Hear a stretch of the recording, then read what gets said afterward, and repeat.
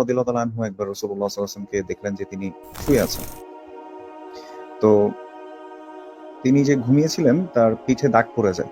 চাটাইয়ের বা কিছু একটা উপরে তিনি শুয়েছিলেন, যার কারণে তার পিঠে দাগ পড়ে যায়। তো এটা দেখে ওমর রাদিয়াল্লাহু তাআলা আনহু খুবই বেশি মানে কান্নায় তিনি ভেঙে পড়েন। কারণ স্বাভাবিক আমরা যখন আমাদের প্রিয় মানুষটাকে দেখি যে তিনি কষ্টে আছেন বা তিনি কষ্ট করছেন বা কষ্ট পাচ্ছেন কোনো কারণে। ইভেন আপনার বাবারও যদি আপনি দেখেন যে আপনার বাবার বা আমাদের মায়ের গায়ে যদি কোনো লাল, লাল দাগ হয়ে যায় বা আরো ইয়াতে যায় স্পেসিফিক্যালি আমি বলি যে আমাদের বাচ্চাদের গায়ে যদি লাল হয়ে যায়, একটা পোকা কামড় দিয়েছে বা মশা কামড় দিয়েছে, আমরা খুব কনসার্ন হয়ে যাই যে আমার প্রিয় মানে মানুষটার গায়ে এরকম লাল দাগ। তো দেখেন সাহাবারা আসলে রাসূল সাল্লাল্লাহু আলাইহি ওয়াসাল্লামকে কতটা ভালোবাসতেন যে রাসূল সাল্লাল্লাহু আলাইহি ওয়াসাল্লামের গায়ের এই দাগটা ওমর রাদিয়াল্লাহু তাআলা আনহু আসলে মেনে নিতে পারেননি। তিনি খুব বেশি কান্না করেছেন এবং কান্না করে যখন রাসূল সাল্লাল্লাহু আলাইহি ওয়াসাল্লাম উঠলেন তখন তিনি জিজ্ঞেস করলেন, ইয়া রাসূলুল্লাহ, রোমান, পারস্য এই যে রাজারা আছে এরা তো কত ভালো, ভালো জায়গায় আসলে থাকে, মানে কত ভালো বিছানায় থাকে। কিন্তু আপনি এগুলো কেন নেন না? তখন রাসূল সাল্লাল্লাহু আলাইহি ওয়াসাল্লাম কত সুন্দর এই যে কিভাবে রাসূল সাল্লাল্লাহু আলাইহি ওয়াসাল্লাম আসলে দুনিয়াটাকে দেখেছেন। তো এটার উত্তর তিনি দিয়েছেন যে আমার উদাহরণ হচ্ছে যে আমি একটা গাছের একটা পথচারী, একটা গাছের নিচে আমি কিছুক্ষণ ছায়ার জন্য আসছি। দুনিয়াটা হচ্ছে আমার জন্য এরকম, আমি আবার চলে যাব।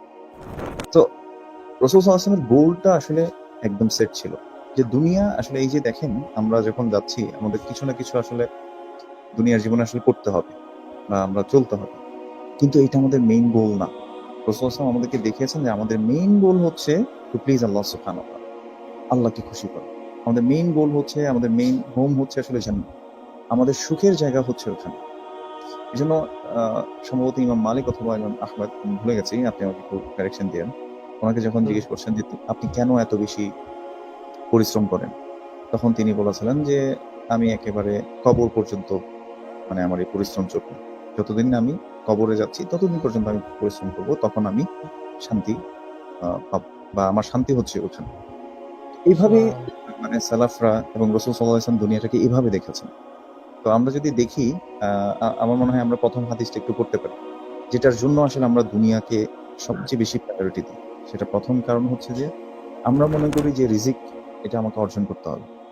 এই কারণে হুম। দেখবেন যে মানুষ বলে যে আমরা কি শুধু কি আল্লাহ, আল্লাহ করবা তুমি, শুধু আখিরাত, আখিরাত করবা। তোমার তো দুনিয়াও লাগবে।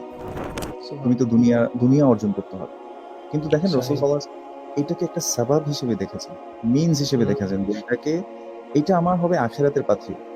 কারণ আপনি আ একটু খেয়াল করে দেখেন, রাসূল সাল্লাল্লাহু আলাইহি ওয়াসাল্লাম ১৪৫০ বছর আগে চলে গেছেন। হুম।